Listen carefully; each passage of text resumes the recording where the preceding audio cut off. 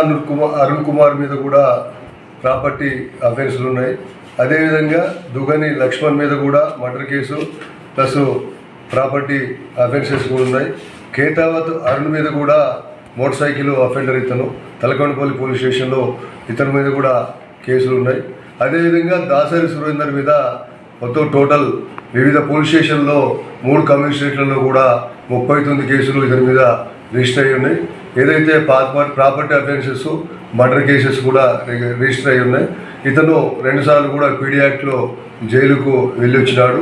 అంటే గతంలో కూడా సురేందరు ఈ సల్మాన్ కలిసి కూడా ఇద్దరు జాయింట్గా పార్టిసిపేట్ చేసిన కేసులు ఉన్నాయి. గతంలో వీళ్ళిద్దరు కూడా కలిసి ఇచ్చేసినారు.